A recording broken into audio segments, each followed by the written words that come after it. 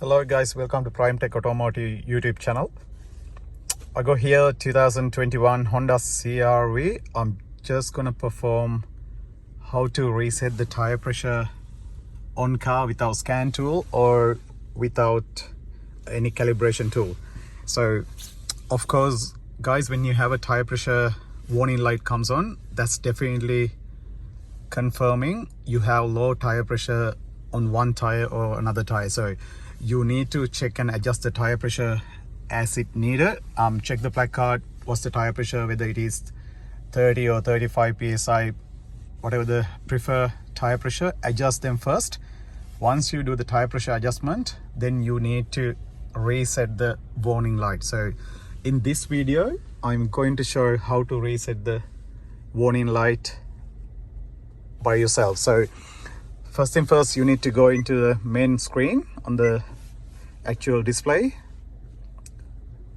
So here, hit the menu home button. Where are you? On settings, vehicle. On here it says deflation warning system. So once you go into this display, so here you can hit the initialize and calibration start, and it's done. So that's pretty much simple procedure, and it is quick. If there is no failure, no problem in any of the sensors, your warning light will disappear on the display. So if you find a puncture, definitely you need to replace the puncture and repair it. I mean, not replacing, repair the puncture on the tire.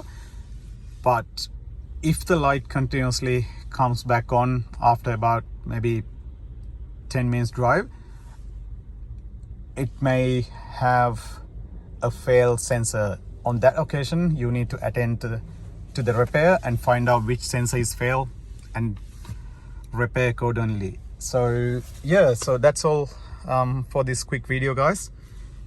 Check my channel, there are some other videos that might need help you day-to-day car things.